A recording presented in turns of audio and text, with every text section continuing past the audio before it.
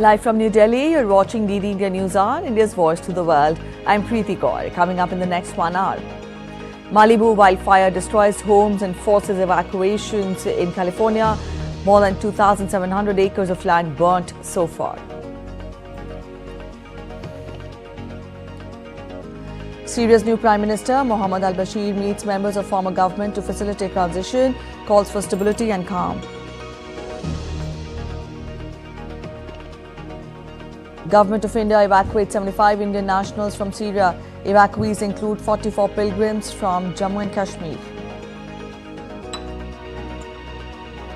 Israel's Netanyahu rejects as absurd the charges at corruption trial. Strongly rejects any wrongdoing to resume testifying today. India's Prime Minister Narendra Modi will interact with young innovators at the grand finale of Smart India Hackathon 2024 via video conferencing.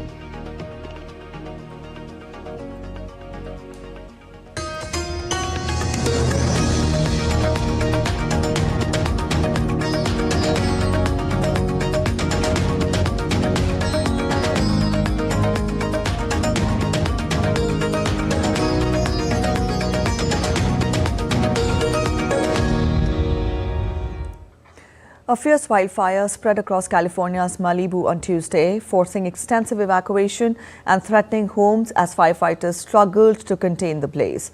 The wildfire, known as the Franklin Fire, had swelled to more than 2,600 acres and was still raging out of control, with the National Weather Service posting a high danger red flag warning because of powerful winds. Around 2,000 buildings in the eastern half of Malibu were under a compulsory evacuation order. People living in another 6,000 properties in the city were being advised to leave. Tens of thousands of people across Southern California had their electricity cut off. Wildfire Chief Meron confirmed that only a minimal number of homes have been destroyed and did not specify the exact number. LA County fire units were responded to a report of a brush fire at Malibu Canyon Road and the tunnel. Units reported 5 acres of heavy brush burning and being spread by strong Santa Ana winds. The fire is currently estimated at over 2,200 acres, and we have 700 firefighting personnel assigned. Let's get to updates from Syria now. The new interim leader took charge as the caretaker prime minister with the backing of the former rebels. The appointment comes after al-Bashir met with members of al-Assad's government. The meeting was held under the headline of transferring the files and institutions to caretake the government. In a brief address on state television, Mohamed al-Bashir said that he would lead the interim authority until March 1st. Bashir, in his first interview to Qatar's Al Jazeera television, said that it was time for stability and calm in the country.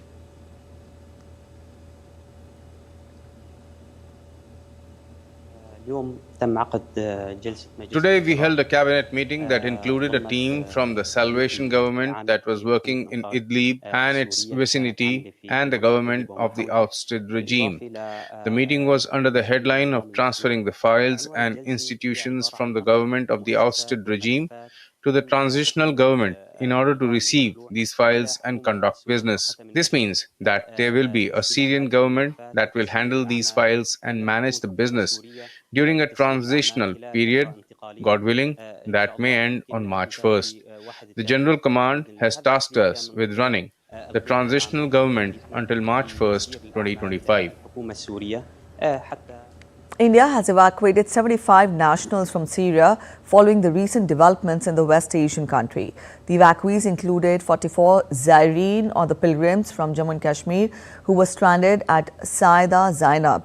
All Indian nationals have safely crossed over to Lebanon and will return by available commercial flights to India. The evacuation was coordinated by the embassies of India in Damascus and Beirut following the assessment of security situation and requests from Indian nationals in Syria. Indian nationals remaining in Syria are advised to stay in touch with the Indian embassy in Damascus at their emergency helpline number and email ID for updates. The government of India says it will continue to monitor the situation closely.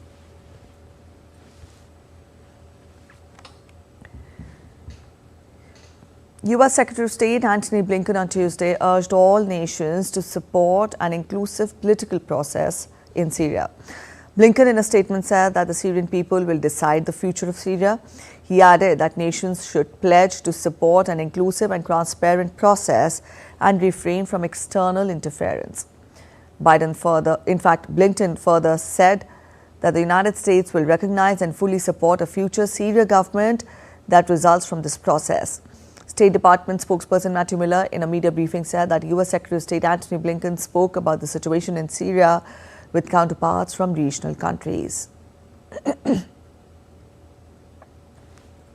Secretary Blinken has been on the phone today with a number of his counterparts in the Middle East about the situation in Syria.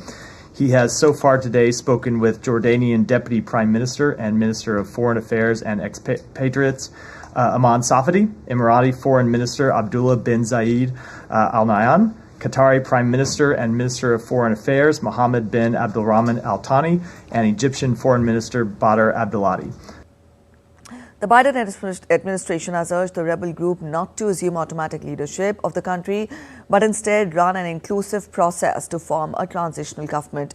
According to sources, the communications with Hayat Tahrir al-Sham are being conducted in coordination with Washington's Middle East allies, including Turkey. The discussions, which have taken place over the last several days, are part of a larger effort by Washington to coordinate with various groups inside Syria as it tries to navigate the chaotic aftermath of sudden collapse of the Assad regime on Sunday. The sources said the U.S. has sent messages to the group to help guide early efforts to establish a formal governing structure for the country.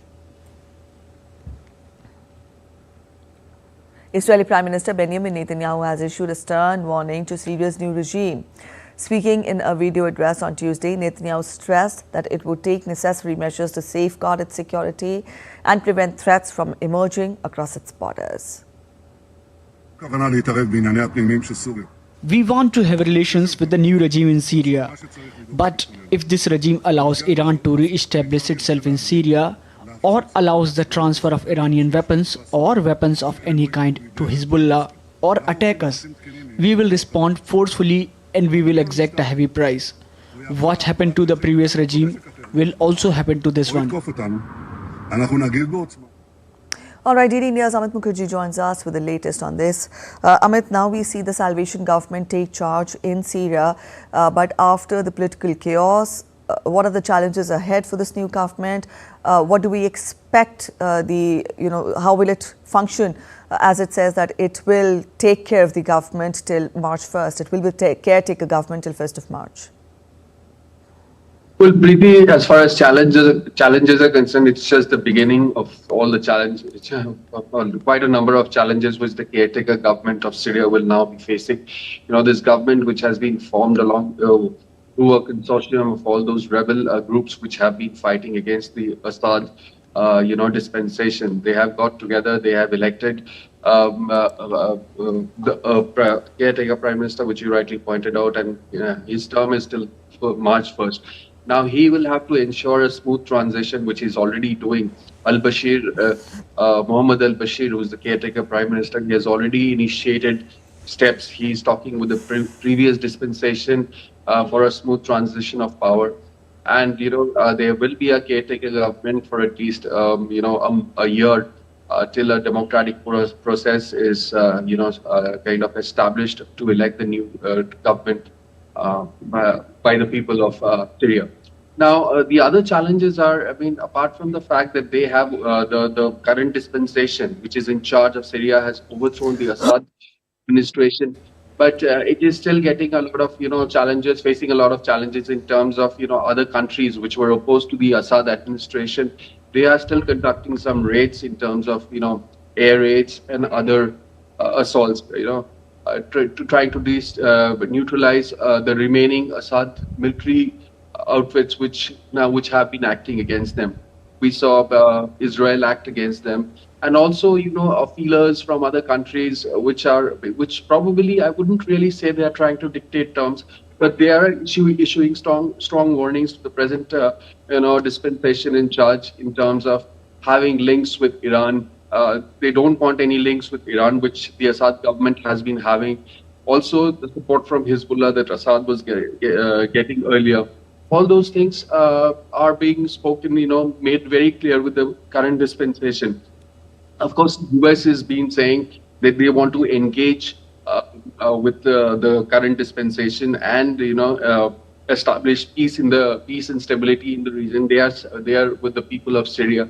So a lot of factors are playing out, which actually, if you look at it, are also the challenge of the dispensation, which has been present dispensation, which has been largely involved in fighting battles, to overthrow the existing regime. So for them, setting up an administrative setup would be a big challenge, and which will only come with time. Until then, we'll have to see how things, the various forces, with the external forces, as well as the factors within the country, within Syria, plays Right. out. All right, Amit, you're talking of how the new administration setup would be challenging. But then what kind of role do the people in Syria at this point play? One, and also we've talked about the US reaction, we've talked about the word of caution that is coming from Israel. What more international reactions are you picking up? Have any more international reactions come in? To answer the first part of your question, Preeti, as far as people of Syria are concerned, they are absolutely overwhelmed. We have been seeing reports, they have been, under the oppressive rule of Assad for the last over a decade, in fact, almost 15 years. So, which is why for them, freedom has come at a very high price, but they are right now rejoicing, but they still don't really know how their future is going to, pan out, considering the fact that the government that has taken over have been, designated as militant organizations, parts of the present government. So another task would be, again, US has made it very clear over the period of time. For example, the HTS, Hayat Taibi, Al-Sham, the biggest, rebel outfit. I mean, that is still designated as a terrorist organization, and over the period of time, since it's part of the present government now, it will have to be declassified as a terrorist organization. So that is one thing that we are looking at. Of course, Syrians, they will have to understand, this transition, and they will still have to wait till, a government of their choice is installed. Once a democratic process is kind of, put in place, that again is going to take about a year's time. And as far as other forces, the external factors are concerned, administrations and countries which have had a cordial relationship with the Assad administration, they are trying to, put across the terms and conditions which will be laid, which are being laid before the present government in control, and they will have to abide by those till they get recognized. The current government of Syria gets recognized by the external forces. So pretty much not only for people of Syria, also for the present government, which has now toppled the Assad administration and taken charge, they are facing a lot of challenges at this point in time. All right, Amit, thank you for joining in with those details. And Israel's Prime Minister Benjamin Netanyahu testified for the first time on Tuesday in his long-running corruption trial, rejecting what he described as absurd, the allegations against him. Appearing at a crowded courtroom in Tel Aviv on Tuesday, the embattled Israeli leader said that the charges leveled against him were an ocean of absurdity. Israel's longest-serving prime minister faces charges of bribery, fraud and breach of public trust in 3 separate cases. He has consistently denied any wrongdoing. He further accused the media of being biased towards him. He took the stand for about 4 hours on Tuesday and will resume testifying on Wednesday as well.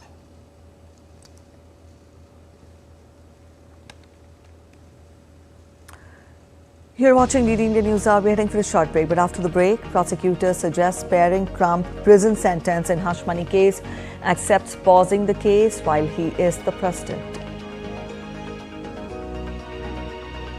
53 Chinese military aircraft and 19 ships detected near Taiwan waters in its biggest maritime mobilization in years. A glittering ceremony held to award the Nobel laureates in Stockholm. Stay with us for a glimpse.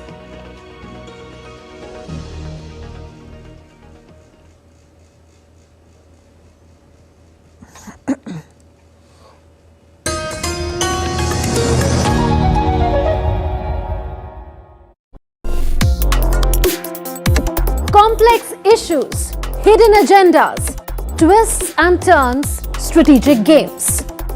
We think all dots are linked. We just need to connect them. Join me every week as I connect the dots to unravel hidden designs in statecraft, mysteries, and decode issues that matter to you. Watch Connecting the Dots with me at these times on DD India.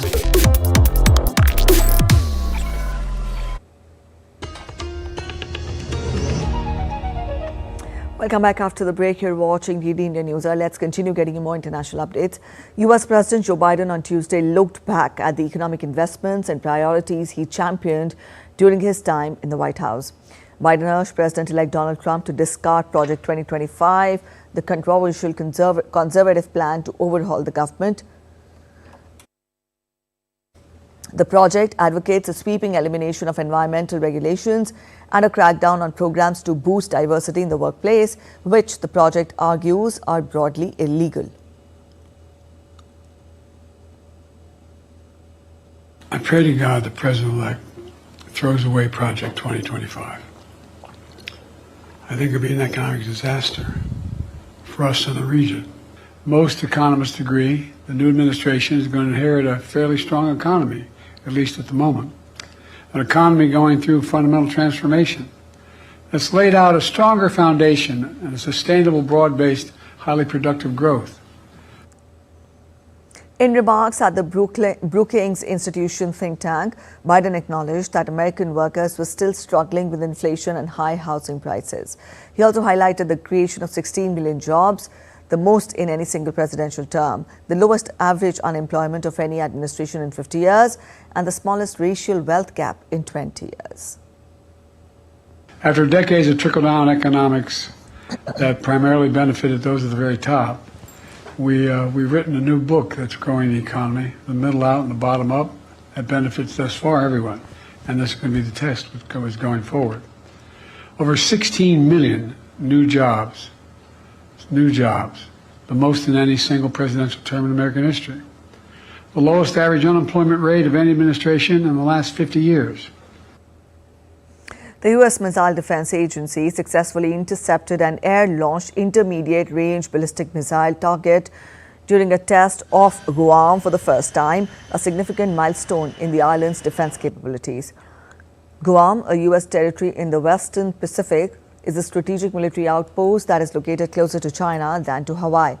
It plays a crucial role in maintaining U.S. presence in the region and deterring potential adversaries.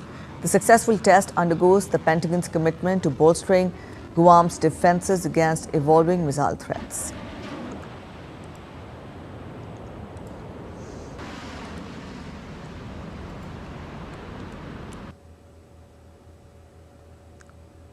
Shifting focus to Ukraine now, a drone hit and severely damaged an official vehicle of the International Atomic Energy Agency on the road to Russian-held Zaporizhzhia nuclear power plant on Tuesday. IAEA Chief Rafael Grossi condemned as an unacceptable attack on agency staff working to prevent a nuclear accident during the military conflict. He added that there were no casualties and the teams are safe.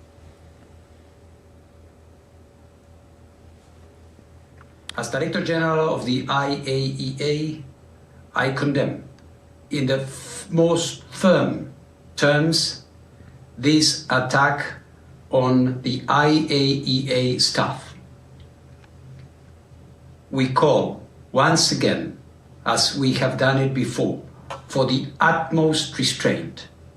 I have said in the past that attacking a nuclear power plant is a no-go. Attacking those who care for the nuclear safety and security of these plants is even more unacceptable. Ukrainian President Volodymyr Zelensky said the strike was a deliberate Russian attack that showed Moscow had total disregard for international law, global institutions and safety. He added that the Russians could not have been unaware of their target. They knew exactly what they were doing and acted deliberately. He thus called for a clear and decisive response from the IAEA and other international bodies.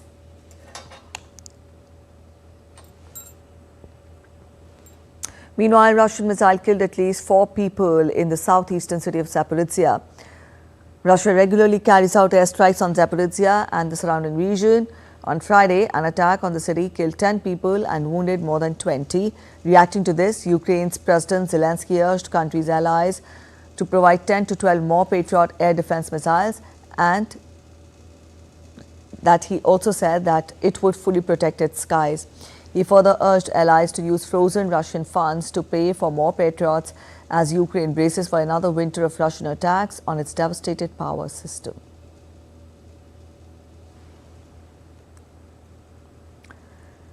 US President-elect Donald Trump may get relief in the hush money case. Manhattan prosecutors renewed their opposition to Trump's efforts to quash his hush money conviction, but accepted pausing the case while he is the president. Prosecutors have suggested to a New York judge the possibility of sparing Trump any prison time for his conviction on charges involving hush money paid to a porn star in light of his US presidential election victory, but opposed dismissing the case. The judge indefinitely postponed Trump's sentencing at a hearing on November 22nd, given his win in the November 5th presidential election. Trump's legal team had earlier cited a landmark July ruling from the Supreme Court that gives presidents sweeping immunity for official acts committed while in office as justification for their request to throw out his conviction. But prosecutors accepted Trump should receive special treatment to prevent the case interfering with his second White House stint. Prosecutors argued that Trump's bid to have the case thrown out was well beyond what was needed to protect the presidency. The judge will now have to decide whether to throw out the case entirely or to suspend any legal consequences until after the end of Trump's upcoming term in office, which will begin on January 20th.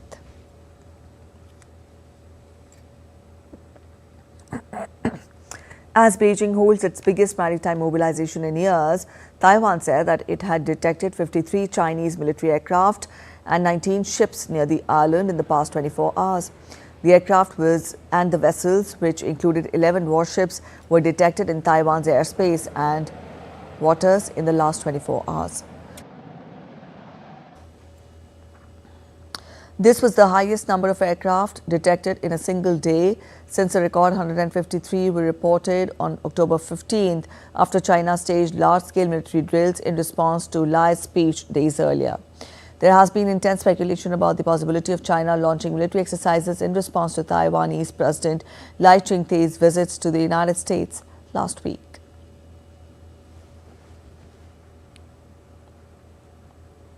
South Korean President Yoon Suk-yeol will fight in a possible impeachment rather than step down earlier, a local media report says, a stance that would likely lengthen the duration of the political chaos sparked by his martial law declaration. South Korea's National Assembly Speaker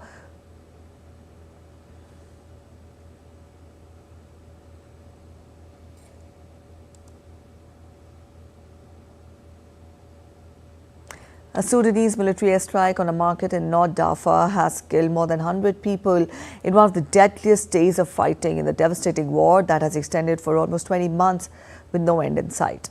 Clashes have intensified in different parts of Sudan in recent weeks between the army and its former allies, that is the paramilitary rapid support forces.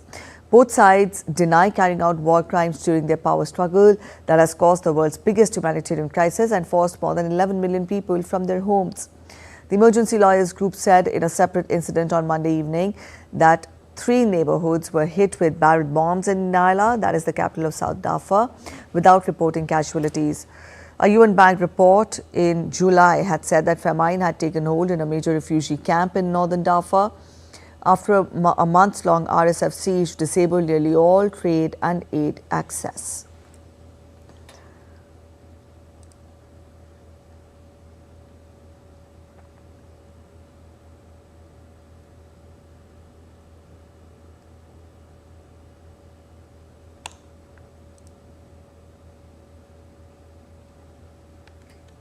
All right, big news coming in from South Korea. South Korean police has raided presidential office over martial law. Now, this is the latest we're getting for you from South Korea. Up on your screens, we have the latest South Korean police raid presidential office.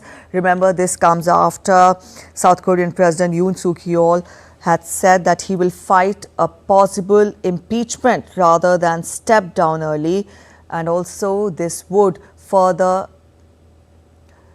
also further stretch the political chaos in the country. South Korean police raid presidential office. This is the big breaking news coming in this hour. Yoon is the subject of criminal investigation on insurrection charges. Just a while back, we got you the developments in South Korea. Criminal probe over his short-lived imposition of martial law, and also this stance of South Korean president talking of fighting a possible impeachment rather than stepping down will stretch and lengthen the process of political chaos in the country.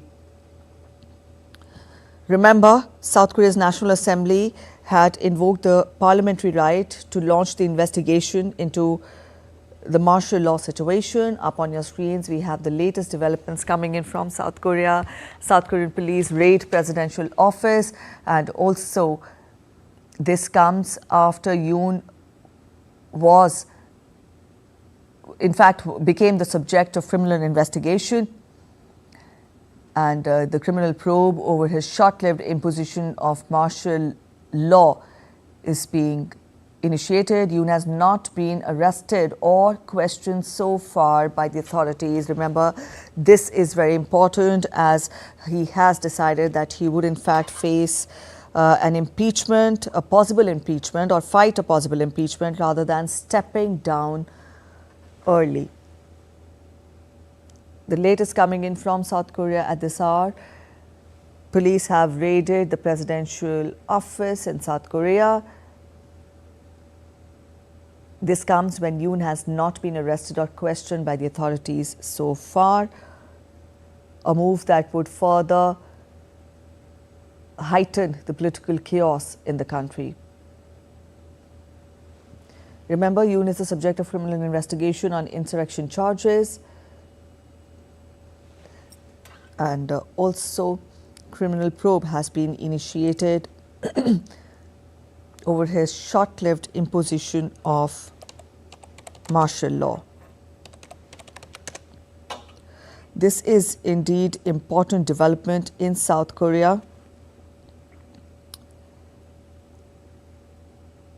This also comes after South Korea's ex-defense minister was formally arrested over martial law imposition. This is the latest we're getting for you from South Korea. To get us more, Ravi Dhiman is joining us. Ravi, we tell our viewers that police has raided the presidential office, and we have also talked of the recent developments in South Korea. But you tell us, how significant is this and what would be the possible fallout? Well, this is another downhill for South Korean President Yoon because he has been completely sidelined. He faced an impeachment process in the parliament, which was, to his good fortune, he survived that.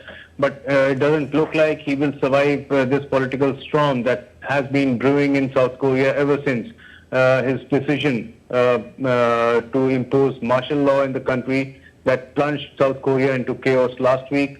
And now as this investigation gathers pace, Yoon will find himself completely isolated and cornered, as imposition of martial law also not only plunged the country into chaos, it brought out the people on the streets against this act by the president, and very quickly it proved to be a very wrong and ill-founded decision on part of President Yoon. We've also got news that the former defense minister, who was also party to the decision to impose martial law, also tried to kill himself in the custody. Remember that he was formally arrested for on insurrection charges yesterday in South Korea.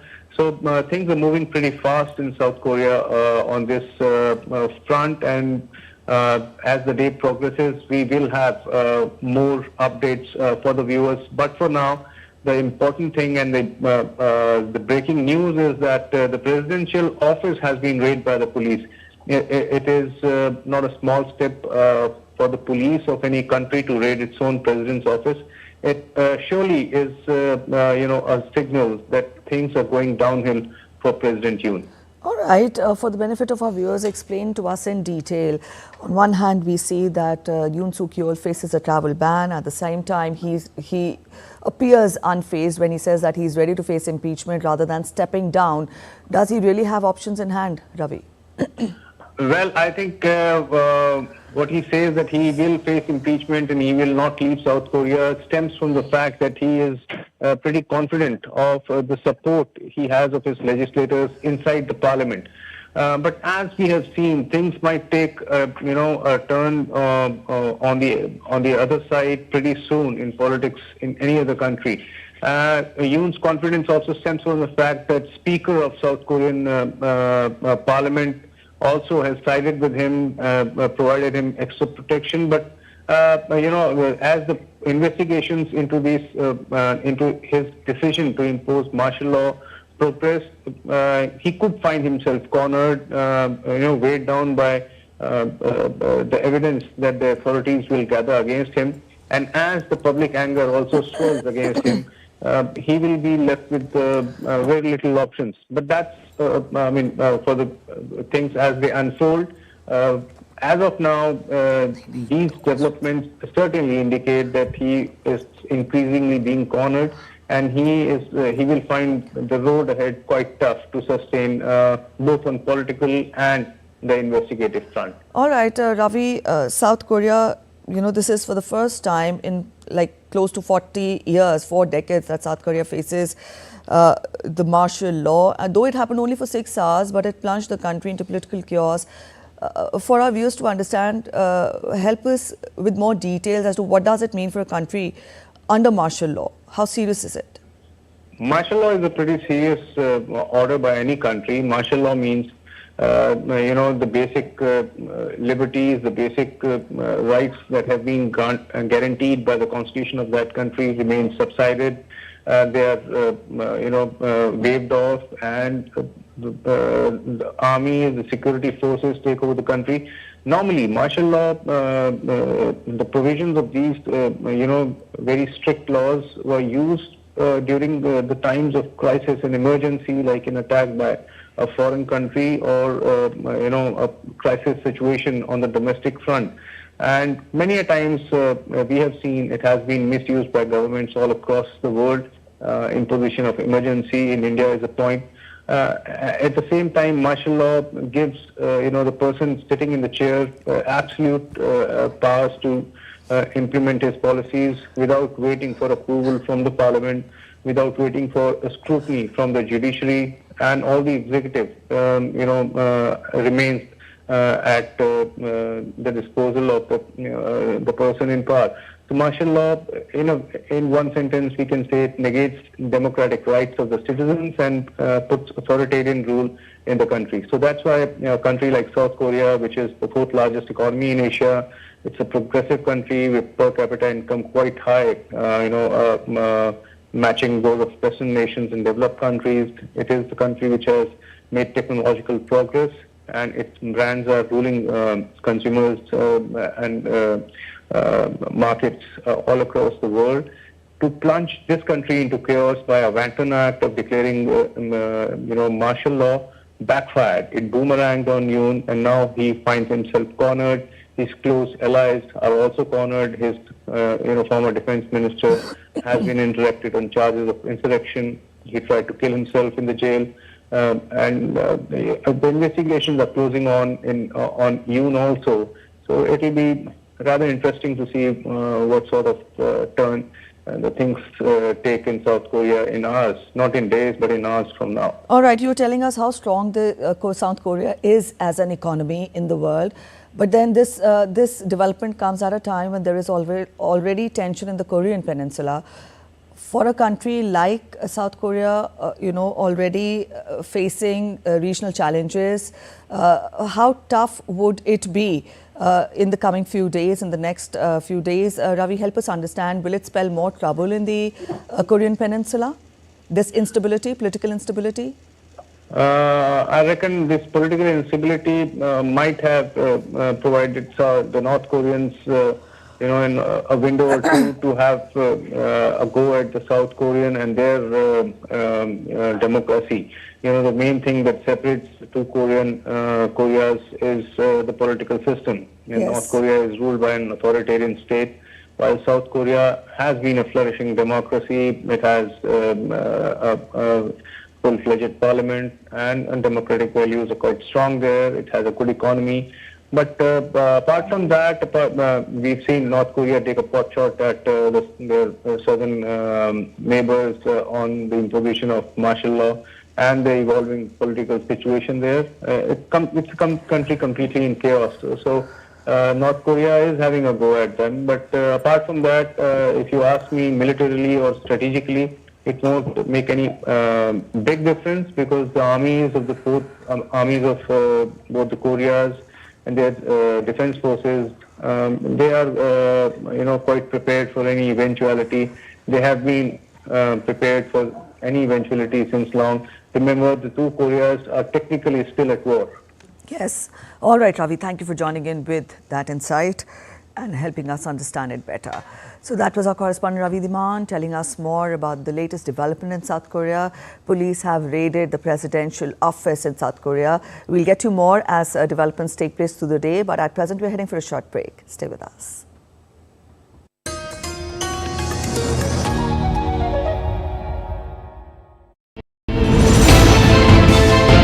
Geopolitics and trade deals. Economic challenges amid development. Hard work and the path to prosperity. It's the economy always. Between walkers, money is what money does and says. Supply creates its own demand. Between the bulls pulls and bears tears. When supply chains globalization and India rises to the podium. We'll get you centered with the economic brief at 8 p.m. every Thursday.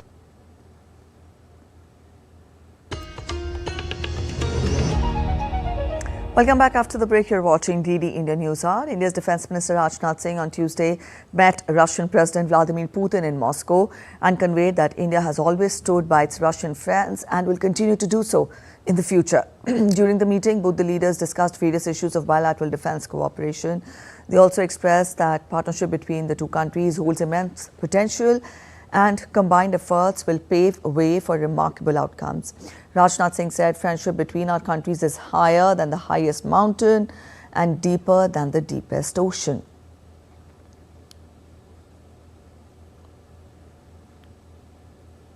Earlier, India's Defence Minister Rajnath Singh and his Russian counterpart Andriy Belousov co-chaired the 21st session of the India-Russia Intergovernmental Commission on Military and Military Technical Cooperation in Moscow. Minister Singh voiced the government of India's determination to extend the capabilities of its domestic defence industry across domains. He also spoke about new opportunities for enhancing participation of Russian industries in the Make in India projects. He reiterated India's commitment to the special and privileged strategic partnership with Russia. Minister Singh has invited Minister Belousov to visit India for the next such meeting. For his part, the Russian Defence Minister emphasized on deepening the relationship between both the countries, which is based on mutual trust. He congratulated Minister Singh on the commissioning of INS Tushil warship.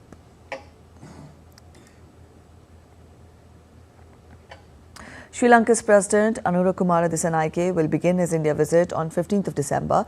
Sri Lanka Cabinet spokesperson and Minister Nalinda Jayatissa said in Colombo on Tuesday that during the three-day tour, President Dissanayake will hold talks with India's Prime Minister Narendra Modi and high-ranking officials.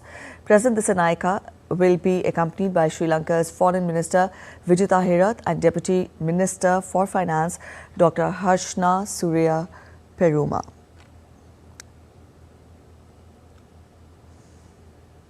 DD India's Dr. Ahmed Farooqi joins us from Colombo. Ahmed, good morning. Now, this is the first overseas trip by the Sri Lankan president after he assumed charge of the country. Get us more as to what all is expected when he meets the leadership of India.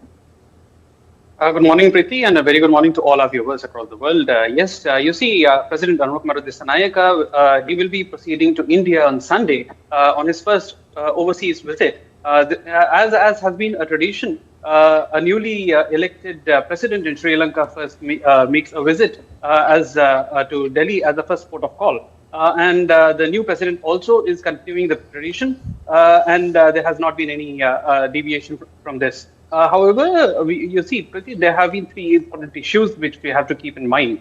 India and Sri Lanka have been civilizational twins. They have been considered as civilizational twins with people-to-people ties going across millennia. That is one. Secondly, the India-Sri Lanka relations have been growing over the last 10 years from strength to strength under Prime Minister Narendra Modi's neighborhood first policy and the Sagar outlook, which has provided a very good direction for the interactions that India has, collaborations which India has with its neighbors.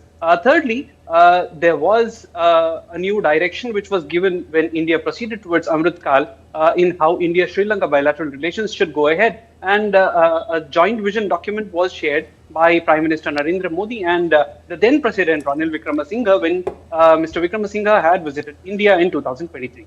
Now, keeping these points in mind, the India-Sri Lanka relations as they go forward will be defined by this visit of President Anurag Dissanayaka to India when he is going to meet Prime Minister Modi as well as several other high-ranking officials.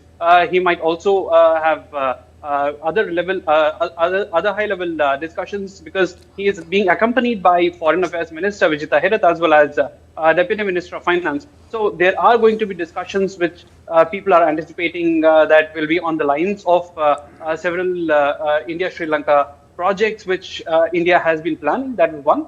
Ongoing projects will also be discussed. And of course, there will be some discussions with regard to the regional security as well as stability, which India and Sri Lanka both have been pioneering. In fact, currently speaking, if we talk about the chairmanship of IORA, that is Indian Ocean Rim Association, Sri Lanka holds the chair while India holds the vice chair. And next year, India will take the chair with Sri Lanka joining the trifecta.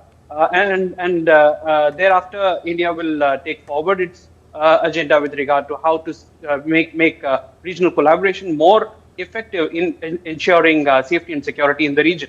Apart from this, what we are anticipating is that there will be certain discussions between the leadership on how to go ahead with the financial condition which Sri Lanka has been facing. We should also remember here, it is notable that India had provided a huge assistance of about $4.5 billion during 2022's economic crisis to Sri Lanka. And because of that, Sri Lanka could stay afloat till it secured the bridge financing from IMF. All right, Emma, thank you for joining in with those details. Nepali Army Chief General Ashok Raj Sigdal commenced a significant 4-day official visit to India on Tuesday. The visit aims at strengthening mutual understanding, exchanging views on aspects of common interest and strengthening bilateral cooperation, in fact defense cooperation between the two nations. The visiting leader is scheduled to meet the political and military leadership of the country. General Ashok Raj Sigdal is also scheduled to visit the holy city of Ayodhya, wherein he will pay obeisance at the Ram temple.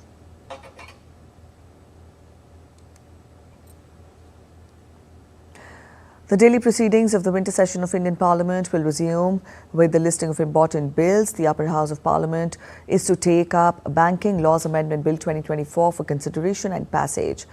The lower house of Lok Sabha will take Railways Amendment Bill 2024 and Disaster Management Amendment Bill 2024 for consideration and passage.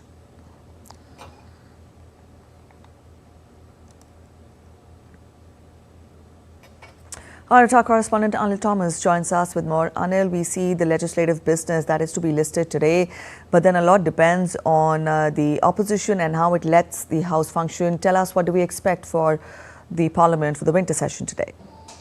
Well, good morning, Preeti. Well, not much of headway, especially when it comes to transaction of business likely to take place today too. But it's a bright morning. And we should hope that things look up, especially in Parliament.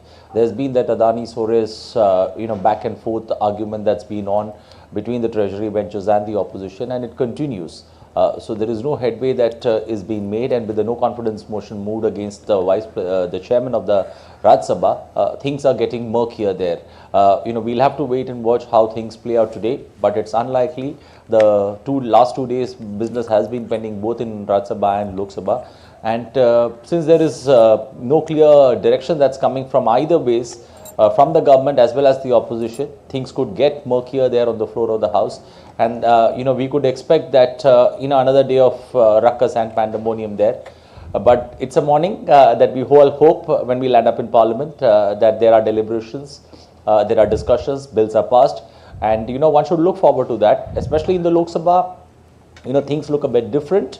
But if there is huge ruckus there in the Rajya Sabha, you'll almost see a cascading effect there on the Lok Sabha too, and that's where things have gone wrong, especially in this winter session of Parliament. If one is disrupted, the other starts out smoothly, but very soon faces the hiccup of a cascading effect coming there on the other house, and no business being transacted. Yes, Anil, now we see that disruption and ruckus do have cascading effects, but then winter session will soon come to a close. Help us understand till now how significant has been the winter session. For the benefit of our viewers, get us a quick gist of the legislative business that has been conducted in the winter session so far. Well, if a session of Parliament is divided into 4 weeks, we are in the penultimate week. That's the third week of Parliament that's taking place. Towards the weekend, Friday and Saturday, we've got a discussion on constitution that the government has agreed. So we could see some, light or some headway there, especially when it comes to the business there being transacted, or the discussions and deliberations there, especially on the constitution taking place in the right spirit, both from the Treasury as well as the opposition benches. Looking ahead, but looking back, yes, week 2 of this particular Parliament session was a bit of normalcy between the two, the opposition as well as the government. We saw business transaction take place both in the Lok Sabha as well as the Rajya Sabha. You had the oil fields bill that the Union Petroleum Minister had launched, that was passed in the Rajya Sabha. You had the banking amendment bill that was presented in the Lok Sabha, which was by Nirmala Sitharaman, that was passed, and now that bill is looking for a Lok Sabha clearance. But the logjam especially that has taken place has actually overshadowed everything that's taken place in Parliament. When you have too much of, you have week 1 that was purely wiped out due to this ruckus that was created. Week 2, things looked normalizing, but week 3, things are getting out of hand. But the chairman yesterday did urge both the leader of opposition as well as the leader of Rajya Sabha to come to his chamber for a discussion, and this has been time and effort being taken by the chairman to see that business can be transacted. But with the way things stand both inside and outside Parliament, I think there is too much on the table. Yes. And not ready to give an edge to the other, and that's where things are not making headway, and we see, if we move 2 steps forward, we book 3 steps behind. All right, Anil. So we'll have to see how the day ahead pans out. Thank you so much for joining in with those details. And the grand finale of Smart India Hackathon 2024 will be held on Wednesday. More than 1,300 student teams from across the country will participate in the finale. Prime Minister Narendra Modi will also interact with the participants. Aditya Srivastav gets us more from Bhopal. The 7th edition of Smart India Hackathon will begin simultaneously at 51 nodal centers across the country on Wednesday. The software version will run non-stop for 36 hours, while the hardware version will continue from 11th to 15th December. Like previous editions, student teams will work on problem statements given by ministries or departments or industries and present their ideas in the student innovation category against any of the 17 themes related to areas of national importance. These sectors are healthcare, supply chain and logistics, smart technology, heritage and culture, sustainability, education and skill development, water, agriculture and food, emerging technologies, and disaster management. We are working on the problem statement which is given by Ministry of Agriculture. So our project is basically for the farmers, for the welfare and well-being of farmers. My entire team is very much excited. We are engineering students, we are the youth of the nation. So we should know about what is going in our country and we have to make it more developed and better. Some of the interesting problem statements include enhancing images of dark regions on the moon presented by ISRO, developing a real-time Ganga water quality monitoring system using AI, satellite data, IoT and dynamic models presented by the Jal Shakti Ministry, and developing smart yoga mat integrated with AI submitted by the Ministry of Ayush. This year in the hardware edition, we have over 17 teams who will be coming here from around 8 states like Gujarat, Maharashtra, Delhi, NCR, etc. And they will be solving problems by various ministries. Our Honorable Prime Minister Shri Narendra Modi ji will be addressing the students live virtually. It is worth noting that Smart India Hackathon is an initiative that encourages students and professionals to develop innovative solutions to real-world problems through technology and digital tools. Youth of the nation is also interested, is also dedicated for the developed India. So the government of India is also trying to enhance their caliber. With camera person Chandramohan, Aditya Srivastav, DD India, Bhopal. Retired Indian Administrative Service Officer Sanjay Malhotra will assume charge as the 26th Governor of the RBI on Wednesday. Malhotra, a 1990 batch IS officer from the Rajasthan cadre, will succeed Shaktikant Das, whose tenure as RBI Governor concludes on Tuesday. Malhotra will serve a 3-year tenure as the RBI Governor. All right, DD India's Shama Mishra joins us from Mumbai. Shama, good morning. Now, the new RBI governor takes charge at a time when the country is facing inflation at 6.2%, and also there are concerns on the GDP growth numbers. Get us more as to how tumultuous would be the challenges ahead for the new RBI governor. Well, Preeti, in the concluding press conference of Shaktikant Das yesterday, he did say that the major challenge before RBI or the wider economy would be maintaining a balance between the growth and inflation. And as you already mentioned, that this is a tumultuous task, and currently we are seeing that the growth projections that RBI was doing 2 monetary policies back, they have reduced it, and also the target range or the comfortable range of inflation has gone beyond the 4% plus or minus 2%. So it's currently standing at 6.2%, which is really it really pinches the economy. Overall, we could say that the governor earlier in his monetary policy, he was saying that since this new crop is the Rabi season is there, it's done, the inflation is likely to come down, but that's obviously a task which has to be seen. But apart from this maintaining a balance between growth and the inflation, the other challenges that lie before the new governor would be definitely, that currently the world is going through a new world order. There are geopolitical tensions, geopolitical environment is changing. So these things, and how to align India, that would also be align the economy of India. That would be a challenge for the new governor. We are also seeing the cyber attacks, cyber security. These are all issues that are cropping up. Technologies, as it is advancing, it is also posing new challenges and risks. So how to deal with that, and especially because the scammers or spammers are targeting the senior citizens, a particular age group, how to educate them, how to create awareness, that would also be a challenge between the people and the RBI, and how that gap would be bridged. We'll have to see that. We are also seeing that since there are so many changes in the world itself, how to have bilateral relationships and how to have those kind of economic talks with other countries, with central banks, that will also remain a key issue. But that's obviously a huge that the new governor will be stepping in, because Shaktikant Das has definitely left a legacy of taking India through COVID time, taking India through NBFC crisis and other crises. So yes, we will have to see how the new governor does his work. All right, Shama, we'll leave it here. Thank you so much for joining in with those details. All right, after business, we'll talk of sports now. The World Chess Championship between Indian teenage challenger D. Gukesh and China's Ding Liren will restart on Wednesday after its final rest day. On Monday, Ding hit back with a win in the 12th game right after losing the previous game to Gukesh on Sunday. In Game 11, Gukesh stunned the world champion with a breathtaking queen sacrifice, forcing him to resign on the spot. with 2 more games left in the championship. The scores are now tied at 6-all.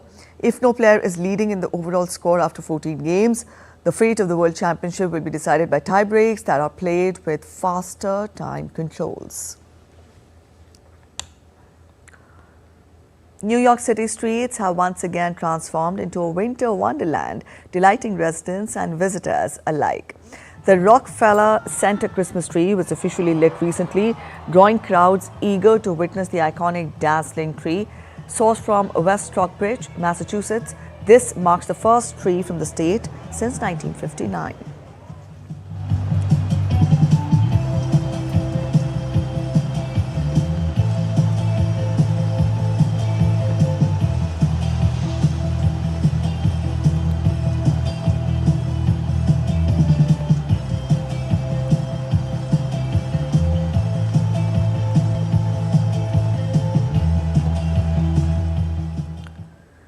India's public broadcaster Prasar Bharati has launched an OTT platform called Waves. Now, Waves offers a complete infotainment ecosystem to digital media and OTT audience. If you also want great content for free, then download Waves now.